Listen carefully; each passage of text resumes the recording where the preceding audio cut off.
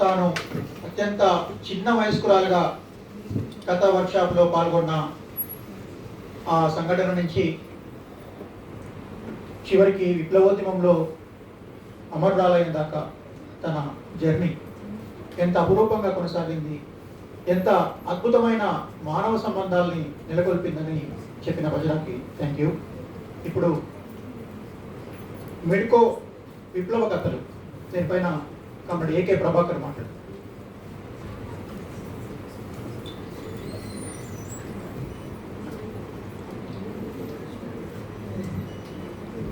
Comrade medico సంస్మరణ సభకు అధ్యక్షత వహిస్తున్నటువంటి శివరాత్రి సుధాకర్, వేదిక మీద ఉన్నటువంటి మిత్రులు, సభలో ఉన్నటువంటి మిత్రుల,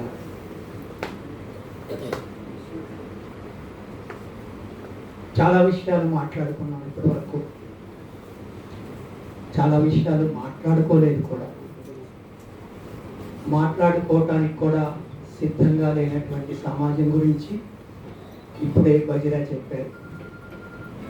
మన మౌనాలన్నీ యుద్ధ నేరాలే అని చెప్పినటువంటి కవి కూడా ఎక్కడో దూరంగా ఉన్నారు. ఇక్కడ ఉండాల్సినటువంటి వ్యక్తి యుద్ధాల గురించి మాట్లాడకూడదు, లోపల యుద్ధాల గురించి మాట్లాడకూడదు, సరిహద్దు యుద్ధాల గురించి మాట్లాడకూడదు. మాట్లాడితే దేశద్రోహి అవుతావు. దేని గురించి మాట్లాడినా దేశద్రోహి. అసలు యుద్ధం వద్దన్నా దేశద్రోహం అవుతున్నా. మరి యుద్ధంలో నిలబడి మిక్కో రాసిన కథల గురించి నేను మాట్లాడాలి. ఇప్పుడు పెద్ద దేశద్రోహం చేయబోతున్నా, నేను చేయటానికి సిద్ధంగా ఉన్నా. నాకు మిక్కో కథల గురించి మాట్లాడమన్నప్పుడు బియ్యొక్క సంపుటిలో ఉన్నటువంటి మొదటి మూడు సంకలనాల్లో ఉన్నటువంటి కథల గురించి మాట్లాడమన్నారు. నాకు తెలుసు ఆ 3 సంకలనాల్లో ఉన్నది ఆమె ఉద్యమ జీవితానికి సంబంధించినటువంటి కథలే అని. ఎందుకు మౌనంగా ఉన్నాం మనం? భయాల, స్వార్థాల? స్వార్థానికే భయం అనేటువంటి ముసుగేస్తామేమో నాకు తెలియదు చాలా సందర్భాల్లో. స్వార్థం ఇదంతా. మనం సుఖంగా ఉండాలి, ఎవరేమైతే మనకి. అక్కడ పసిపిల్లలు లేరా? లోపల యుద్ధంలో దండకారణ్యంలో పసిపిల్లలు లేరా?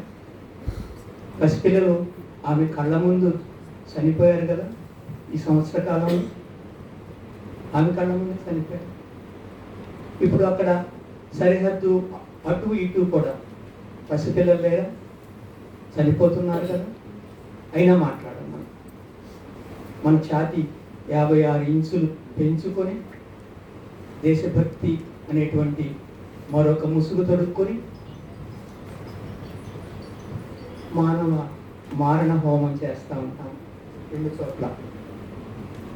ఇలా ఉన్న సందర్భంలో రేణుక గురించి మాట్లాడటం, మిక్కో గురించి మాట్లాడటం, దమయంతి గురించి మాట్లాడటం, చైతే గురించి మాట్లాడటం, చాలా పేరుతో రాశారు. శ్వేత అనేటువంటి పేరు కూడా చెప్పారు. ఆమె ఏం చేసింది?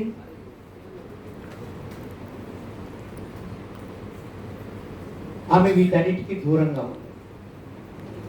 ఈ దూరంగా ఉండటం కూడా కలిసి వచ్చిందా? ఇందాక బజిరా ఒక మాట అన్నారు కదా, ఒకవైపు ఆమెకు సానుభూతి తెలియజేస్తారు, సంతాపం తెలియజేస్తారు, మరోవైపు అవార్డులు తీసుకుంటారు.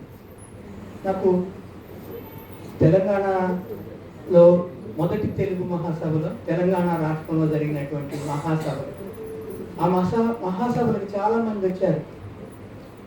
అప్పుడే కరెక్ట్గా ఒక ఎన్కౌంటర్ జరిగి 6 మంది చనిపోయారు. అప్పుడే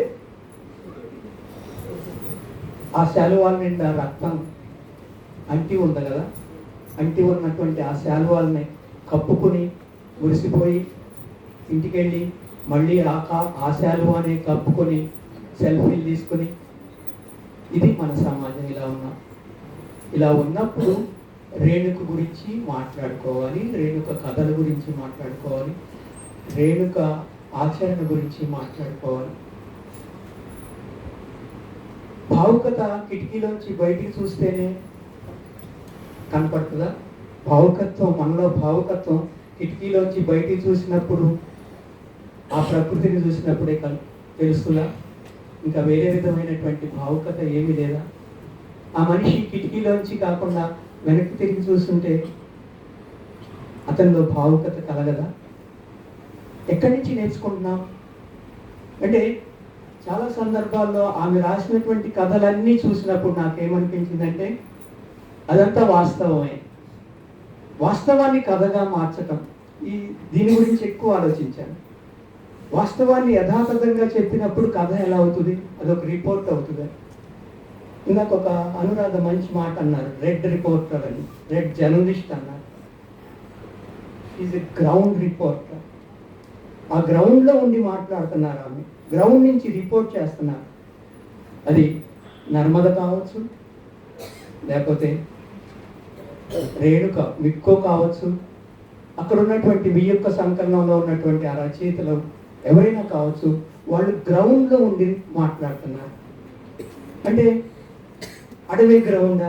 బయట ప్రపంచంలో గ్రౌండ్ లేదా? బయట ప్రపంచంలో కూడా ఆమె గ్రౌండ్లో ఉండే మాట్లాడారు.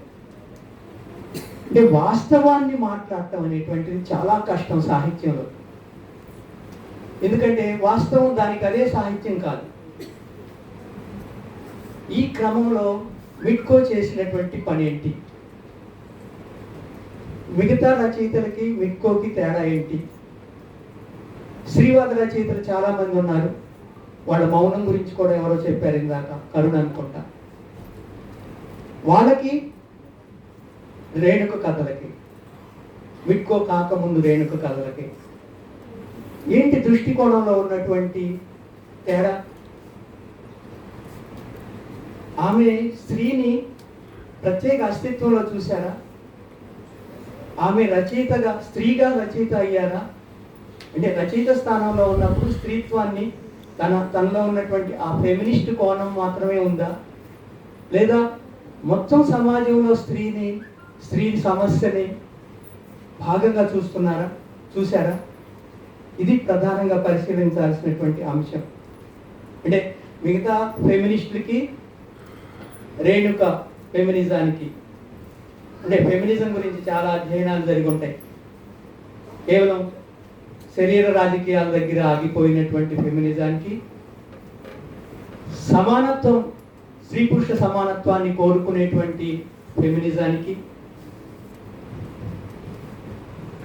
కొంతమంది విడ్డూరపు మనుషులు మన మధ్య ఉంటారు. రేణుక ఒక విడ్డూరపు మనిషి, విడ్డూరపు చూపు అంటే మనందరం చూసే చూపు కాదు. ఇందాక మీరు అనుకుంటారు, అనురాధ అన్నారు, పితృస్వామిక భావజాలాన్ని గురించి ఆమె అంటే సమాజంలో ఉన్నటువంటి పితృస్వామిక భావజాలం గురించి ఆమె ఏ దృష్టితో చూశారు? ఎందుకు ఆమె చూపు విడ్డూరంగా కనిపించింది? ఎలా చూడగలిగారు? ఎక్కడి నుంచి వచ్చింది? సాధారణంగా మనం ఏమంటామంటే పుస్తకాలు చదివి అధ్యయనం చేయటం, దీని గురించి రచయితలు అధ్యయనం చేయటం ద్వారా సాహిత్యాన్ని మరింత సుసంపన్నం చేసుకోవచ్చు అనుకుంటాం కదా.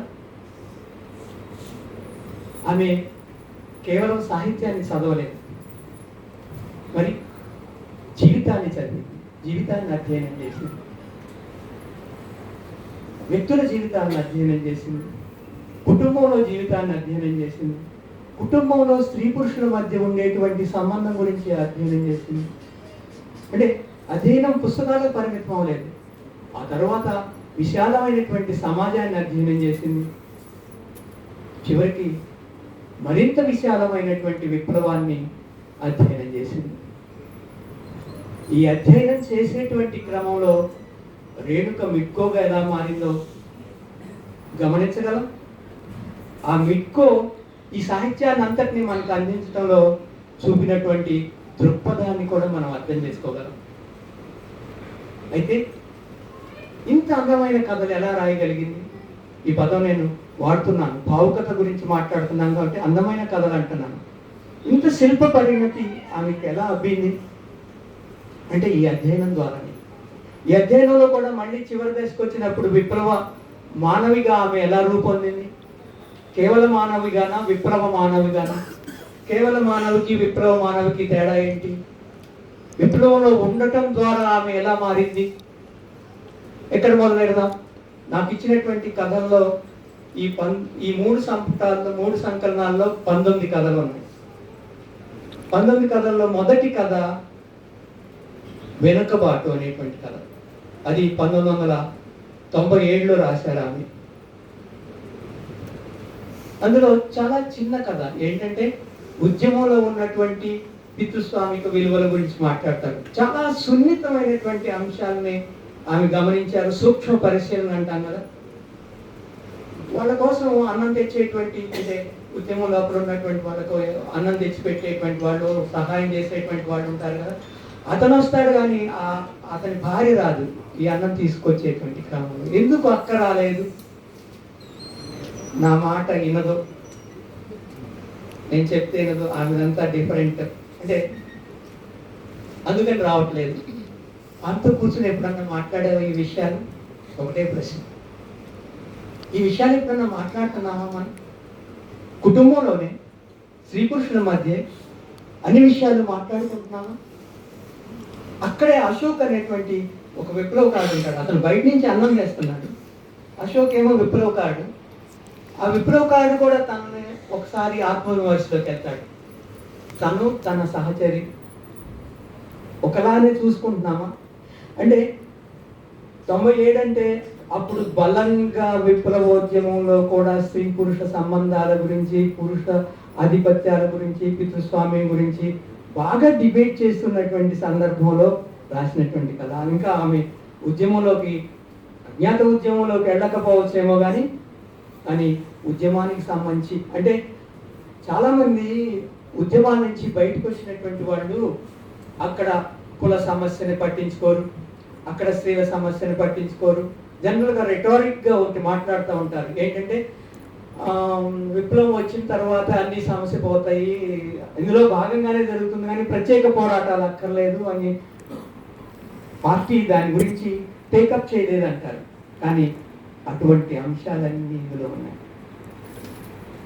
అంటే స్త్రీ పురుష సంబంధాల్లో మగవాడు భర్తగా మారటంతో అతని ప్లేస్ మొత్తం మైండ్ సెట్ అంతా మారిపోతుంది అన్నమాట. మామూలుగా ఉద్యమంలో సహచరులుగా ఉన్నారు, ఉద్యమంలో కలిసి నడుస్తున్నారు. కానీ ఆ ఉద్యమంలో కలిసి నడిచేటువంటి స్త్రీ పురుషులు భార్యాభర్తలు అయితే ఆ మగవాడు భర్త అయిపోతున్నాడు కదా. భర్త అయినప్పుడు అతను ఎలా ప్రవర్తిస్తాడు? కేవలం ఉద్యమ సహచరుడిగా ఎలా ఉంటాడు? ఈ భర్తకి ఈ ఆధిపత్య స్వభావం ఎక్కడి నుంచి లభిస్తుంది? ఇట్లాంటి విషయాలు ఆమె చాలా సున్నితంగా చెప్పింది. అయితే మనం జనరల్గా ఆమె సున్నితత్వం గురించి మాట్లాడతాం కానీ ఆమె చాలా దృఢంగా చెప్పింది. చెప్పేటువంటి విషయాల్ని, సున్నితమైనటువంటి అంశాలని బలంగా చెప్పింది. ఒక సున్నితమైనటువంటి మాట మాట్లాడటానికి నీకు ఇనప గొంతులు కావాలి, ఉక్కు నాలుకలు కావాలన్నాడు ఎవడో ఒక కవి వెనకటికి. ఈమెకి హృదయం సున్నితమే కానీ గొంతు ఇనుప గొంతు. ఆమె బలహీనమైనటువంటి వ్యక్తి అని చెప్పేసి అంటున్నారు, కానీ ఎంత బలమైనటువంటి నాలుగున్నాను. అయితే ఈ బలమైనటువంటి విషయాన్ని సున్నితంగా చెప్పటం ఎట్లా? ఇదొక పెద్ద టెక్నిక్, ఇదొక పెద్ద శిల్పం. అంటే ఆమె సున్నితమైనటువంటి మనసు కలామే, కానీ బలమైనటువంటి విషయాలు చెప్తుంది, కానీ సున్నితంగా చెప్తుంది. ఒక్క ఎగ్జాంపుల్ ఇస్తాను, maybe it long, bear with me. ఆ ఎగ్జాంపుల్ చెప్తే ఆమె రచన స్వభావం, ఆమె రచనలో ఉన్నటువంటి శిల్పం తెలుస్తుంది. ఇదేంటంటే ఈ కథ పేరు ఈ శోకం ఎందరిది కదా. ఈ శోకం ఎందరిదిలో ఆమె ఒక తల్లి ఉంటుంది. ఆ తల్లి ఆమె బిడ్డ ఉద్యమంలో కొడుకు కదా, కొడుకే కదా, కొడుకు ఉద్యమంలో చనిపోయాడు అని ఒక వార్త వస్తుంది. చూసుకోవటానికి వెళ్ళాలి. ఆ చూసుకోవటంలో చాలా కష్టాలు ఉంటాయి. మళ్ళీ ఎక్కడో దూరంగా చచ్చిపోతారు. వాళ్ళ దగ్గరికి వెళ్ళటానికే దారులు ఉండవు నిజానికి మనకి. అసలు ఇప్పుడైతే ప్రశ్నే లేదు. వాళ్ళు ఏం చెప్తే నీ కూతురు చనిపోయిందంటే చనిపోయింది అనుకోవాలి, నీ కొడుకు చనిపోయాడంటే చనిపోయాడు అనుకోవాలి. No reporting, police reporting, ground reporting ఉండదు. వాడు పలానా వాడు చచ్చిపోయాడంటే పలానా వాడు చచ్చిపోయాడు, చనిపోలేదంటే చనిపోలేదు. ఓకే, చంపేసి 10 రోజుల తర్వాత ఎప్పుడు చనిపోయారన్న మాయం చేసిన ఎన్ని సరే. ఆమె తన కొడుకుని చూసుకోవటానికి వెళ్తున్నటువంటి సందర్భంలో ఆమె లోపల ఆలోచనలు ఎప్పుడు చూసుకుంది? ఇప్పుడు కొడుకుని చూసుకోబోతుంది. కొడుకు డెడ్ బాడీని చూసుకోబోతుంది, డెడ్ బాడీని తెచ్చుకోబోతుంది. కమలవ్వ, చూసుకోరా నీ కొడుకును, తొలిసూరు కాన్పుల మగపిల్లగాడు పుట్టిండు. అదృష్టవంతురాలు బిడ్డ. తన తల్లి తన పక్కన పడుకోబెడుతుంటే మాతృత్వపు మమకారం గుండెల్లోకి తన్నుకొస్తుంటే కాన్పులో పడ్డ కష్టమంతా మర్చిపోయి మెరిసే కండ్లతో ఆర్తిగా చూసుకుంది మొదటిసారిగా తన కడుపు పంటను. ఎక్కడికి? కొడుకు శవాన్ని చూసుకోవటానికి వెళ్తూ ఆమె కొడుకును మొదటిసారి ఎప్పుడు చూసుకుంది? ఏ ఏ సందర్భాల్లో చూసుకుంది? అంటే కొడుకు జీవితాన్ని అంతటిని వెనక్కి తిరిగి ఆమె చూసుకుంటుంది. దీని ద్వారా ఏం చెప్తుంది ఆమె? మొత్తం అతని ఆచరణ జీవితాన్ని చెప్తుంది. కానీ ఎక్కడ చెప్పింది? ఫస్ట్ తల్లి ఆ బిడ్డను తీసుకొచ్చి చేతిలో పెట్టి చూసుకోరా నీ కొడుకుని అని చెప్పిన ఆ మొదటి ఆర్తితో కూడినటువంటి చూసుకుందంట మొదటిసారి తన కడుపు పంటను. తర్వాత స్నానం చేయించి దిష్టి చుక్క పెట్టి పాలిమ్మంటూ తన ఒళ్ళో పడుకోబెడుతూ అంతా నీ మొగని పోలికనే అని నాయనమ్మ తన చెంప పిండితే సిగ్గుపడుతూ తృప్తిగా చూసుకుంటుంది తన కొడుకును. నీ కొడుకు ఆరోగ్యంగా చలాక్గా చెడు లెక్కనున్నాడు, మందులేం అవసరం లేదు అని డాక్టర్ అమ్మ చెప్తే సంతోషంగా చూసింది కొడుకు అక్క. తర్వాత మనోడు బల్లే ఫస్ట్ అంట, బాగా చదివించు, నీ కొడుకు కలెక్టర్ అవుతాడని పెద్ద సారు చెప్పిండే అని భర్త చెప్పినప్పుడు కొడుకు వైపు తబ్బిపైతూ చూసింది.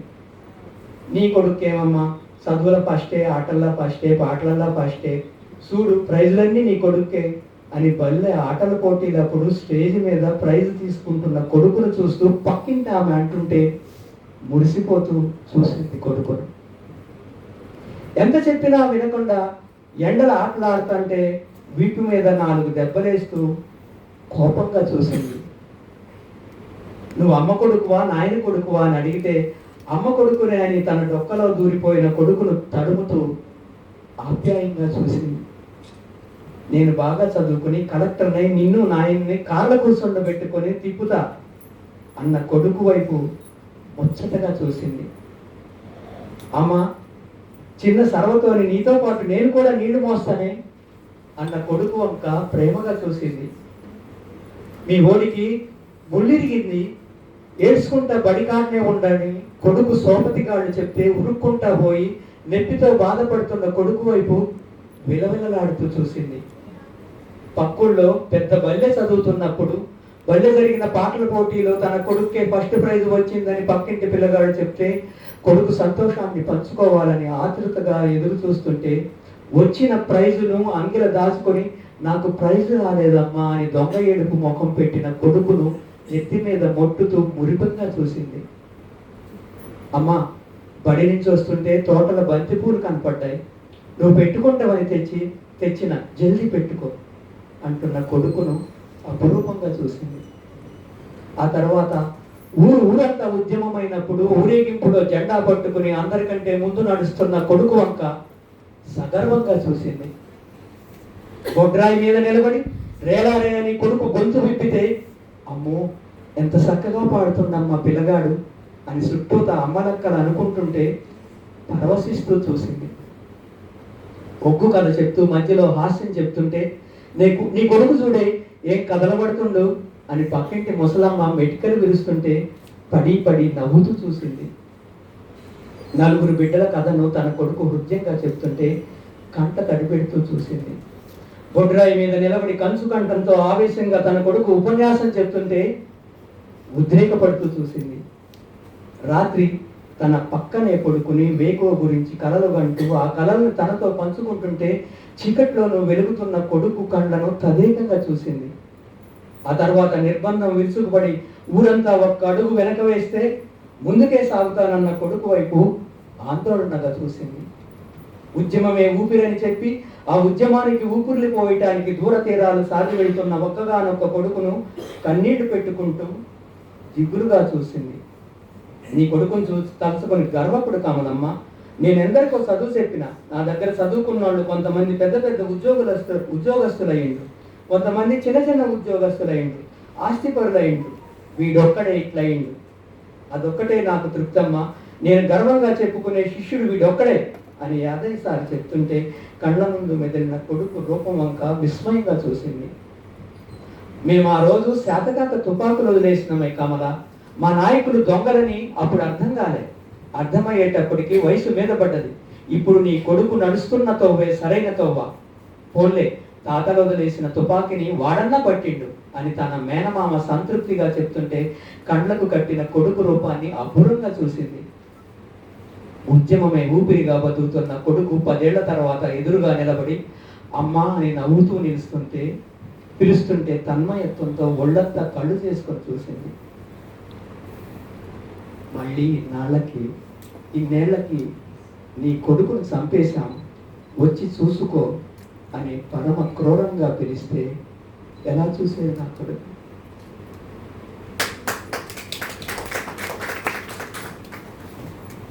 ఇది రేణుక. అంటే బలమైనటువంటి విషయాన్ని సున్నితంగా చెప్పాలి. ఎలా చెప్పగలుగుతుంది? ఎలా సాధ్యమైంది ఆమెకి?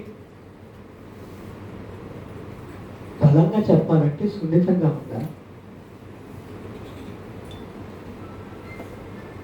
కదా.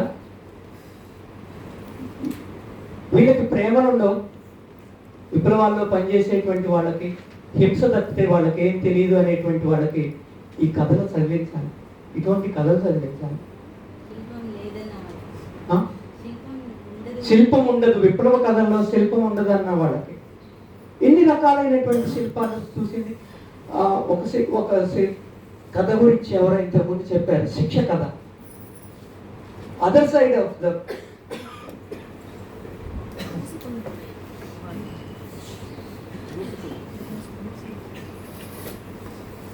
క్షమించి కొంచెం 2 నిమిషాలు అదనంగా మాట్లాడతా, ఓకే కదా?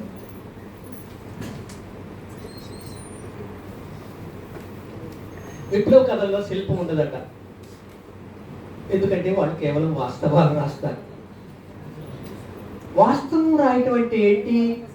నిజం చెప్పటం, సత్యం చెప్పటం. వాస్తవం అంటే సత్యం కదా. సత్యావిష్కరణ ఏం చేస్తుంది? సత్యానికి శిల్పం తొడిగితే ఏమవుతుంది? ముసుగేస్తావా? అబద్ధం ముసుగేయాలా? ఏ శైలిని ఆశ్రయించాలి? ఇందులో అలంకారికత లేదా? ఉంది. ఆమె ఎన్ని రకాలైనటువంటి చూపుల్ని ప్రస్తావించింది పొడుగుతా. నేను చాలాసార్లు నా కొడుకుని, నా కూతుర్ని అలా చూసుకున్నానేమో, ఐడెంటిఫై అవుతున్నా. అక్కడ తల్లి, కానీ తండ్రిగా కూడా నేను ఐడెంటిఫై అవుతున్నాను కదా. ఇంతకంటే మించినటువంటి శిల్పం ఏముంది? ఆమెకు ఆ శిల్పం ఎక్కడి నుంచి వచ్చింది? ఎప్పుడైనా సరే శిల్పం దృక్పథం నుంచి వస్తుంది. దృక్పథాన్ని విడదీసి చేసేటువంటి శిల్పం అంతా అసత్యమే. నాకు అనిపిస్తుంది ఆ దృక్పథం ఎంత బలమైంది. తన కొడుకుని చూడటం గురించి మాట్లాడాలి. తన కొడుకు జీవితం అంతా వర్ణించింది కదా. పుట్టిన పసి గుడ్డు దగ్గర నుంచి ఉద్యమంలోకి వెళ్ళినటువంటి, చనిపోయినటువంటి వరకు. అంతేకాదు అతని తాత విడిచినటువంటి తుపాకీని అందుకోవటం వరకు. ఇది శిల్పం అంటే. ఎలా సాధ్యమైందంటే కేవలం దృక్పథం వల్లే సాధ్యమైంది. నేను నా మాటలు చెప్పలేకపోతున్నానేమో కానీ అల్లం రాజయ్య శిల్పాన్ని, వస్తువుని, దృక్పథాన్ని విడదీసి చూడకూడదని చెప్పి ఎన్నోసార్లు చెప్పాడు. ఎన్నోసార్లు చెప్పినప్పుడు అతని థియరీని మనం అర్థం చేసుకోవాలంటే ఇటువంటి లక్ష్యాల దగ్గరికి వెళ్ళాలి. లక్షణాలు కేవలం చాలవు. లక్ష్యాల దగ్గరికి వెళ్ళాలంటే మిట్కో లాంటి ఒక రచయిత కావాలి మనకి. మిట్కో లాంటి రచయిత కావాలంటే మిట్కోలాగా జీవితపు ఆచరణలో ఉండాలి. వాళ్ళు ఎలా అయ్యారు మానవులుగా? విప్లవం ఏం చేస్తుంది మనుషుల్ని? మూసుకున్న హృదయం కథలో ఒక మాట ఉంటుంది. చాలాసార్లు భర్త విలన్ అయినప్పుడు, భార్య భర్తని తరిమేస్తూ వచ్చినప్పుడు తలుపులు మూసేసినటువంటి భార్యలు సినిమాల్లో కూడా ఉంటుంది. చంపేస్తారు కదా వెనకబడి. లేకపోతే అట్లా అడ్డంగా నిలుస్తుంటుంది భార్య. ఊరంతా అతన్ని తరుముతూ వస్తే లోపల ఇంట్లో ఎక్కడో దాక్కుంటాడు. ఈమె ఇట్లా పక్కన జరిగి లోపలికి వెళ్ళడం. ఇలాంటి సినిమాలు కూడా చూసాం కదమ్మా, ఇలాంటి సినిమాలు కూడా చూసాం. కానీ చివరికి ఒక మాట ఉంటుంది, ఏంటంటే అది పార్టీ దగ్గరికి వెళ్తుంది. అతను చంపేయటం పార్టీ దగ్గరికి వెళ్తుంది. అతను సల్వాజుడులో చాలా దుర్మార్గంగా ప్రవర్తిస్తున్నాడు. సల్వాజుడుని అతన్ని స్పాన్సర్ చేస్తున్నాడు, సపోర్ట్ చేస్తున్నాడు, ప్యాట్రన్ చేస్తున్నాడు. అతన్ని చంపడానికి ఒక ప్లాన్ వేసి కామ్యూనిస్ట్ చంపేశారనమాట. ఇలా ప్రతీకారంతో చంపటం మన దృక్పథానికి విరుద్ధం కదా అని ఒక డిబేట్ జరుగుతుంది. అది శిక్ష కదా? ఓకే, శిక్ష కథ. నేను ముందు అందుకే శిక్ష కథ అన్నాను, తర్వాత మరి వీళ్ళు చాలా క్రూరంగా ఉంటారు, హింసాత్మకంగా ఉంటారంట. హింసను ఎలా నిర్వచిస్తాం మనం? హింసను ఎలా నిర్వచిస్తాం? ఈ హింసని నిర్వచించడానికి కావలసినటువంటి ఒక తాత్వికమైనటువంటి దృక్పథం లేకుండా ఆ కథలు రావు. అంటే మామూలుగా చెప్పుకోవచ్చు. ఆమె డైరీ రూపంలో కథ చెప్పచ్చు, లేకపోతే రెండు కథల్ని ఇద్దరు తల్లులు అని చెప్పేసి ఇటు వేణు జీవితాన్ని అటు యాదగిరి జీవితాన్ని అందరూ చదివి ఉంటారు కాబట్టి నేను ఇట్లా మాట్లాడుతున్నాను. అడిబొమ్మని రమని కంపేర్ చేస్తూ రమ అర్బన్ నేపథ్యం ఏంటి, లేకపోతే మిడిల్ క్లాస్ నేపథ్యం ఏంటి, అడిబొమ్మ అన్ప్రివిలేజ్డ్ సెక్షన్కి సంబంధించినటువంటి నేపథ్యం ఏంటి, ఆమె కులం ఏంటి, ఈమె కులం ఏంటి, ఇట్లాంటి విషయాలన్నీ కంపేరిటివ్ స్టడీ చేయొచ్చు, లేకపోతే ఎన్ని రకాలుగా అయినా చేయొచ్చు. కానీ ఈ దృక్పథాన్ని నుంచి విడదీసి ఈ కథల్ని చూడటం కష్టము. అంటే అధ్యయనం, అకాడమిక్ అధ్యయనాలు చాలా జరుగుతూ ఉంటాయి. ఇప్పుడు రేణుక మీద జరగాల్సింది అకాడమిక్ అధ్యయనం కాదు, ప్రజా దృక్పథంతో ఆమె కథల్ని అధ్యయనం చేయాలి. బాలికత దగ్గర నుంచి గురువుల వరకు. మళ్ళీ నేను గురువుల దగ్గరికి వస్తాను. గురువుల కథ శ్వేత పేరుతోటి, ఎంజి శ్వేత అన్నారు కదా మీరు, అజిత పేరుతో రాసి గురువుల కథ 2021లో రాసింది ఆమె. ఫస్ట్ ఇందులో ఉన్నటువంటి కథలో 97 వెనుకబాట, 21లో యాక్చువల్లీ ఆమె 2013 తర్వాత 2000 తర్వాత కథలు రాయలేదని చెప్పి నేను చాలా అనుకున్నాను. కానీ ఈ కథ దొరికింది. ఈ కథలో ఇది గురువులు, ఎవరు గురువులు చాలా సందర్భాల్లో మాట్లాడుకుంటాం. ప్రజలే గురువులు, ప్రజల నుంచి నేర్చుకోవాలంటాం కదా. ఏముండదు అందులో స్టోరీ ఏముండదు. పోలీసులు వస్తున్నటువంటి ఇన్ఫర్మేషన్ గురించి తెలుస్తుంది, దళానికి తెలుస్తుంది. దళానికి ప్రజలే తెలియజేస్తారు. వాళ్ళని యాంబుష్ చేయమంటారు, అది వాళ్ళ ఉద్దేశం, వాళ్ళని వదలొద్దని. కానీ దళం ఏం చేస్తుంది, లేట్ చేస్తుంది. లేట్ ఎందుకు చేసిందంటే వాళ్ళ దగ్గర చాలా ఆయుధాలు ఉన్నాయి, వాటిని జాగ్రత్త పరిచి ఆ తర్వాత వాళ్ళ దగ్గరికి వెళ్దాం అనుకుంటారు. వాళ్ళు వెళ్ళేసరికి పోలీసులు వెళ్ళిపోతారు. దళం ఊర్లోకి వచ్చినప్పుడు వాళ్ళు అన్నం పెట్టడం మానేస్తారు. ఎవరు జాబ్ ఎవరు, మంచినీళ్ళు ఎవరు, అన్నం ఎవరు, ఏం చేయలేదన్నమాట. ఎందుకు చేయట్లేదు? మేము వాళ్ళు అలిగారు దళం మీద. వీళ్ళకి అర్థం కాదు ఎందుకు అలిగారు అని చెప్పేసి. మేము మాట్లాడమంటాం, మేము మీకోసమే పోరాడుతున్నారంటే ఏం పోరాడుతున్నారులే, అసలు చాలా లూక్ వామ్గా ఉంటారు, పట్టించుకోరన్నమాట. తర్వాత అర్థం చేసుకుంటారు వాళ్ళు దళచర్య చెయ్యనందుకు వాళ్ళు కోపిస్తున్నారు, అలిగారు. అవును, మరి మేము వాళ్ళు చెప్తారు పాపం, మేము ఈ కారణంగా అటెండ్ కాలేకపోయాము ఆ దళచర్యని అని చెప్పేసి. ఎందుకంటే ఆయుధాలన్నీ ఏం చేయాలి అని మాకు తెలియలేదు, అందుకే. మరి మేము లేమా అని అడిగారు. మేము ఆయుధాలు చూసుకునే వాళ్ళం కదా, మీరు ఆ పని చేస్తే. అప్పుడు తెలిసింది అంటే ప్రజలని ఎంత, అంటే ఉద్యమంలో ఉన్నవాళ్ళు, ఉద్యమం ఎన్నో సంవత్సరాలుగా చేస్తున్న వాళ్ళు కూడా ప్రజల్ని పూర్తిగా అర్థం చేసుకోలేకపోవటం, ప్రజలు గురువులయ్యి దళానికి చెప్పటం, నేర్చుకోవటం గురించి మాట్లాడారు కదా మనం ఇందాక. ఈ దృక్పథం ఎక్కడి నుంచి వస్తుందంటే నేర్చుకోవటం నుంచి అన్నాం కదా. నేర్చుకోవటం ఎక్కడి నుంచి వస్తుందంటే జీవితం నుంచి అన్నాం. నేర్చుకోవటం ఎక్కడి నుంచి వస్తుందంటే సమాజం నుంచి అన్నాం. నేర్చుకోవటం ఎక్కడి నుంచి వస్తుందంటే విప్లవం నుంచి వస్తుందన్నాం. విప్లవం నుంచి అంటే ప్రజల నుంచి వస్తుంది. ఈ నేర్చుకోవటానికి సిద్ధంగా ఉండటమే ఆమె రచనా శిల్పం. ఆమె రచన అందంగా ఉండటానికి కారణం. అన్ని కథలు తీసుకోండి, సర్వజుడు గురించి చెప్పినటువంటి కథలు కావచ్చు, అంతకుముందు ఒక చోట ఒక ఆ రాజకీయాలే నాకు కావాలి అంటది ఒక ఆమె. ఆ రాజకీయాలే నాకు కావాలంటే అందులో కొడుకు స్తూపం నిర్మించుకోవటానికి కష్టపడుకుంటున్నాను. స్తూపం నిర్మించుకుంటుంది, నిలబడుతుంది కూడా ఆ తల్లి.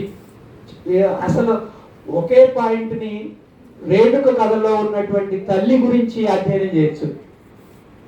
మిట్కో కథల్లో మాతృత్వం అని చెప్పేసి తెలుగు యూనివర్సిటీలోనూ ఉస్మాన్ యూనివర్సిటీలోనూ పరిశోధన చేసి ఎంపీలో డాక్టరేట్ తెచ్చుకుంటారా? ఇప్పుడే మౌనంగా ఉన్నాం మనం. ఎంపీలు డాక్టరేట్ దాకా ఎందుకు వెళ్తామా? అక్కడ అసలు ఆ టాపిక్ ఒప్పుకుంటారా? 50 సంవత్సరాల వరవరరావు గారి కవిత్వం గురించి ఒక్క పిహెచ్డి వచ్చిందా? వస్తుందా? వాళ్ళకి కావాలి ఈ అధ్యయనానికి? అధ్యయనం చేసేటువంటి దమ్ము ఉందా? ఇన్ని భయాల మధ్య నేను ఆగిపోతాను, ఎక్కడ ఆగాలి కాబట్టి నా నా నా అపీల్ ఏంటంటే రేణుక కథల్ని అవి ముందు తరం ఫెమినిస్ట్ దృక్పథం అని చెప్పేసి స్టాంప్ చేసి చెప్పినటువంటి కథలు కావచ్చు, ఉద్యమంలో ఉన్నటువంటి ఉద్యమ కథలు కావచ్చు, వీటినన్నిటినీ అధ్యయనం చేయటానికి మనకి కావాల్సినటువంటి దృక్పథం ఏంటి? రేణుక ఏ దృక్పథంతో అయితే ఆలోచించిందో, రేణుక ఏ ఆచరణ అయితే స్వీకరించిందో, దాన్ని స్వీకరించకుండా, దాన్ని అర్థం చేసుకోకుండా, ఆ దృక్పథాన్ని మనం వంట పట్టించుకోకుండా రేణుక కథల్ని అధ్యయనం చేయలేం. చాలా సందర్భాల్లో మనం ఎక్కువ రేణుక కథల గురించే మాట్లాడుకుంటున్నాం, విట్కో కథల గురించే మాట్లాడుకుంటున్నాం. దమయంతి గానో మరో పేరుతోనో ఆమె రాసినటువంటి వ్యాసాలు వరలక్ష్మి మాట్లాడతారేమో నెక్స్ట్. వాటి గురించి ఎవరు నేను అన్నతార పద్ధతి తీసుకోగానే చూశాను, ఎవరైనా వాటి గురించి 4 పుస్తకాల గురించి మాట్లాడతారని. వేణుని అడిగాను, వేణు ఈ పుస్తకాలు, కరుణ ఏదో మాట ఉంది, ఆ పుస్తకాలు దొరకట్లేదని చెప్పి అంది ఒక చోట. ఆ పుస్తకాలు ఎక్కడ దొరుకుతాయని చెప్పేసి వేణుని అడిగితే వేణు నాకు అవన్నీ పంపిస్తే నేను ఇప్పుడు ఆ 4 పుస్తకాలని ఈ కథల్ని పక్కన పెట్టుకుని అధ్యయనం చేశాను. ఆ 4 పుస్తకాలు ఏంటి? ఆమె థియరియాటిస్ట్, ఒక థియరీ అందజేసింది. ఎక్కడి నుంచి అందజేసింది ఆ థియరీ? గ్రౌండ్ నుంచి. ఏఓబిలో ఉన్నటువంటి నారాయణపట్న జీవితాన్ని అధ్యయనం చేసింది. అక్కడ ఒక మాట అంటది ఆమె, గుర్తుందా వరలక్ష్మి గారు? అక్కడ దళితులకి ఆదివాసీలకి వైరుధ్యం ఏర్పడుతుంది. అక్కడ ఆదివాసీల్లో నేతృత్వానికి ఎదిగిన వాళ్ళకి, ఈ ఆదివాసీలో పోరాటంలో ఉన్న వాళ్ళకి వైరుధ్యం ఏర్పడుతుంది. అక్కడ చాసిమూల్య అనేటువంటి ఒక సంఘం ఉంటుంది, ఆదివాసీ సంఘం. దాని మీద నిషేధం లేదు, అప్రకృత నిషేధాలు ఉంటాయి కానీ బహిరంగంగా పనిచేస్తూ ఉంటుంది. మావోయిస్టులు, వీళ్ళిద్దరికి మధ్య సంఘర్షణ ఏర్పడుతుంది. నిజానికి చాసిమూలియాలో పనిచేస్తున్నటువంటి అర్జున్ని మావోయిస్టులు చంపేస్తారు. ఇన్ని వైరుధ్యాలకు సంబంధించినటువంటి అంశాలను తెలుసుకోవాలంటే కంపల్సరీగా మనం గ్రౌండ్లోకి వెళ్ళాలి. సుందరయ్య విజ్ఞాన కేంద్రంలో దొడ్డి కొమరయ్య హాల్లో మనం రేణుకుని అధ్యయనం చేయలేమని చెప్తూ సెలవు తీసుకుంటాం.